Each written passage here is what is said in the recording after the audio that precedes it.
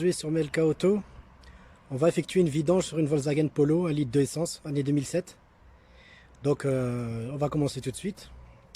Tout d'abord, on va ouvrir le capot.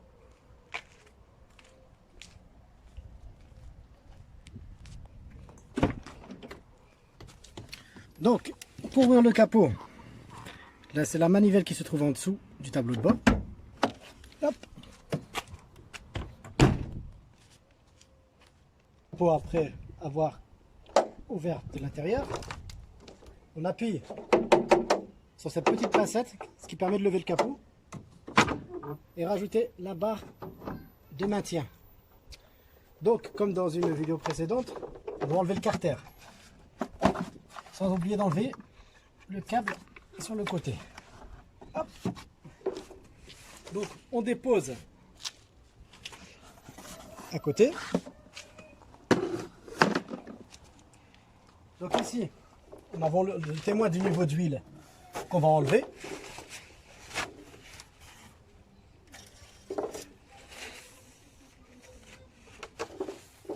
Hop, on le met de côté. Ensuite, il faut avoir quelques outils. Tout d'abord, voici l'emplacement du filtre à huile. C'est ici. Donc pour la Volkswagen Polo, il vous faut tout d'abord une douille numéro 36. Je dis bien 36. C'est vrai que c'est un peu dur à trouver, mais bon. C'est la douille qu'il faut juste pour ouvrir le compartiment du filtre à huile. Pour l'instant, on ne le touche pas.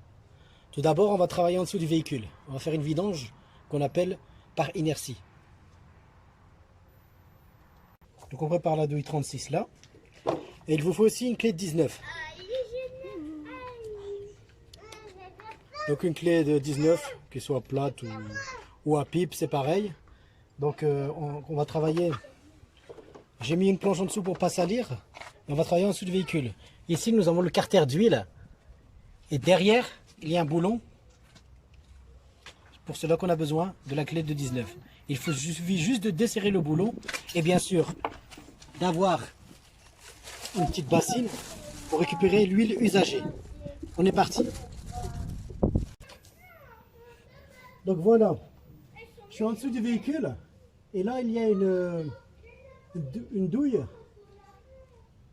numéro 19 que j'ai mis ici pour dévisser la vis avec la tête numéro 19.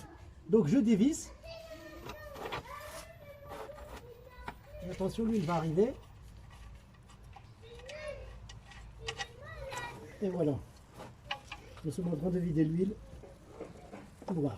Donc voilà, nous avons enlevé la douille de vidange, la vis de vidange pardon, et il faut enlever ça. Ça, chez Volkswagen, ils n'ont pas des joints en cuivre, c'est des joints en acier.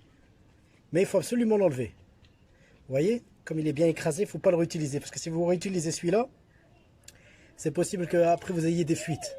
Donc on va enlever ça, le jeter et mettre à nouveau. Voilà, pendant que l'huile coule tout doucement à son aise en bas, on va enlever le filtre à huile usagé. Donc on prend la clé à cliquer et la douille numéro 36.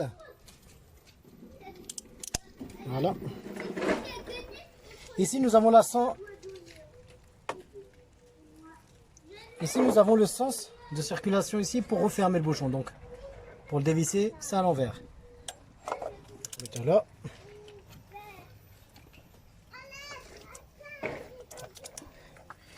Et attention, bien l'avoir mis à l'intérieur, on desserre.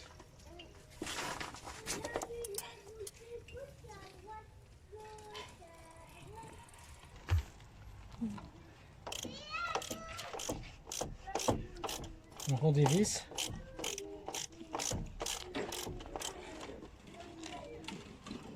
Donc quand vous voyez que c'est bien dévissé, vous pouvez finir à la main, tout doucement.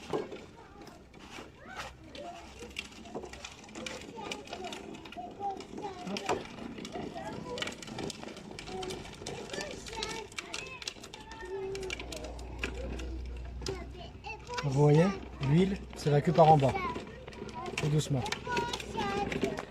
Ensuite, on le pose par terre, on laisse dégouliner tout doucement et on va enlever le filtre à huile après.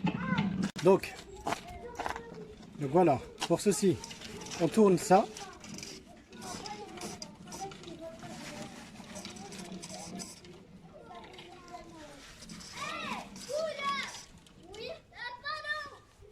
Donc pour enlever l'ancien filtre à huile, on tire fort dessus.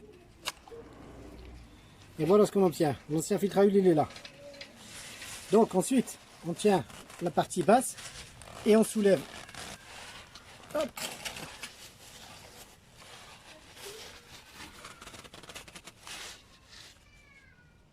Ensuite, on tient là-haut et on baisse vers le bas.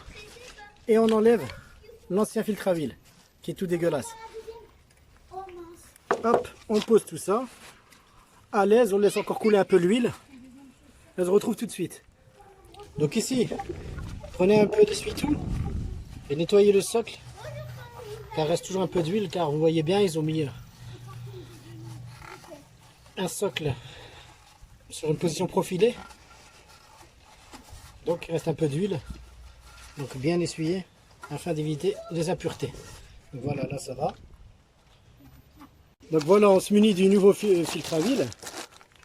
Hop, donc il y a le filtre plus son joint bien sûr.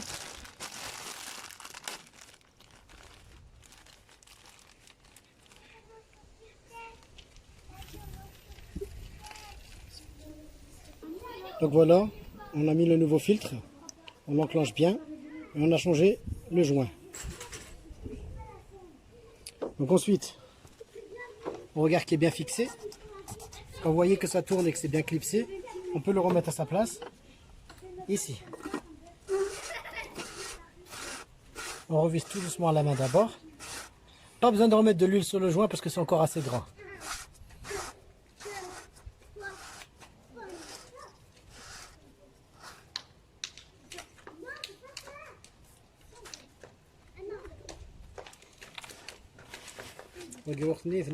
Donc voilà, ensuite quand vous l'avez serré à la main, vous resserrez avec la douille bien sûr. Et vous voyez que c'est bien rentré, il ne faut pas trop forcer afin de ne pas faire de dégâts car c'est du plastique au-dessus. Hein. Ici c'est de l'inox, mais ici c'est du plastique. Donc si vous forcez trop, vous allez casser la tête et l'huile va sortir. Voilà, donc quand c'est bien fermé, on arrête là, on vérifie si l'huile coule toujours en bas, c'est terminé. Bon, ça coule encore un petit peu, mais bon, on peut déjà commencer à remonter le boulon. Donc je vais faire ça, je vais me mettre en dessous du véhicule et remonter le boulon. Mais bien sûr, avant de remonter le boulon, ce que j'avais dit tout à l'heure, c'est changer le joint ici. Il faut absolument le changer. Donc, pour cela, prenez une pince à bec, comme ça, pour tenir la tête. Ensuite, une pince coupante afin de découper l'ancienne rondelle parce que sinon vous n'allez jamais la sortir. Faut pas rêver. Donc ce système c'est mieux avec la pince à bec sur la tête d'écrou. Parce que si vous le mettez ici dans le filetage, vous pourrez le foirer, ça va faire des gants en dessous. Quand vous allez le remonter, l'huile pourrait sortir par là. Voilà, avec la pince coupante on enlève.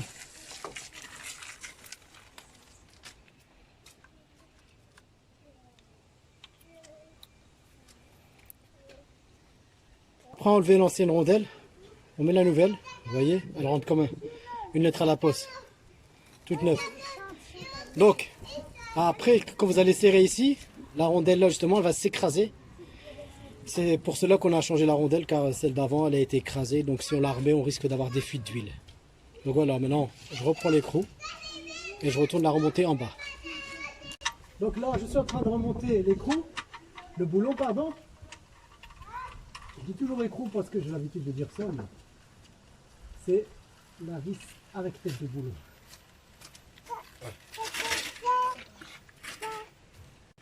Donc voilà, après avoir bien serré le boulon qui est là, on peut commencer à remettre de l'huile dans le moteur. On ouvre le bouchon de remplissage d'huile.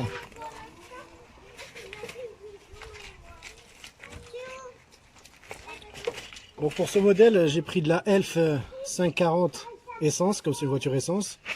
Et toujours vérifier si elle est préconisée par le constructeur. Ici, Volkswagen, sa référence est 50 200 505.00. Donc c'est bon. Il sera utilisable pour la Volkswagen. Mais normalement, chez Volkswagen, le constructeur utilise souvent la marque Castrol. Mais bon, pour ce type de véhicule qui est assez ancien maintenant, on peut utiliser n'importe quelle, mais de la bonne huile bien sûr. Elf, ça reste toujours une bonne huile. Ok. Donc voilà, pour remplir l'huile, il est mieux d'avoir un entonnoir. Mais quand on n'en a pas, on prend ce qu'il y a sous la main, comme une bouteille d'eau. On la découpe. On récupère la partie haute. Bien enlever l'eau. C'est pour remplir le moteur. Ça va pas aller. Voilà. Et on tient là. Donc, on verse tout doucement. Je répète, on verse tout doucement. Sinon, ça va dégouliner tout de suite. Il y a des modèles de voitures où c'est bien creux. Ça fait que vous pouvez y aller pour verser. Mais sur les Volkswagen Polo comme c'est là, le support n'est pas assez profond. Donc je vous conseille d'abord de mettre 3,5 litres au départ. Ensuite faire tourner un peu le moteur et faire un rajout après. Donc vous avez vu dans la bouteille, il y a la graduation de combien de litres il y a. Donc quand vous voyez 3,5 litres, ben c'est bien.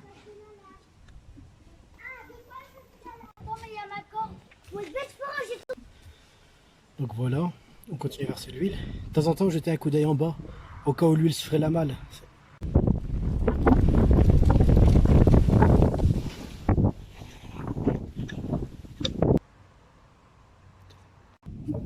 Donc après, on referme le bouchon. Ici. Et vu que le niveau était bon, on remet le carter. Et on vérifie le niveau. Mais bon, là, on va pas bien le voir. Parce que comme c'est l'huile, elle est neuve, elle est propre. Donc ça va toujours bien. Mais il faut attendre le lendemain matin, voir s'il est toujours bon et il est à bon niveau, le temps que l'huile retourne tout en bas. Parce que quand on démarre, bien sûr, le moteur prend l'huile, donc ça le fait circuler dans tout le circuit qui lubrifie. Donc voilà, fin de la vidange pour la Volkswagen Polo.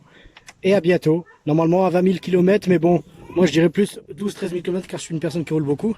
Plus vous roulez, mieux c'est de faire des vidanges plus rapidement. Sinon le constructeur il préconise 20 000 km pour l'huile. Pas le constructeur, pardon, le fabricant d'huile. Donc voilà. Après ça dépend toujours comment vous conduisez, si vous roulez beaucoup ou pas. Plus vous roulez bien sûr, plus vous utilisez de l'huile. Et après, mais bien sûr, le mode de conduite aussi joue pour la consommation d'huile. Donc voilà. Donc je vous dis à bientôt, j'espère que vous avez bien aimé. Likez.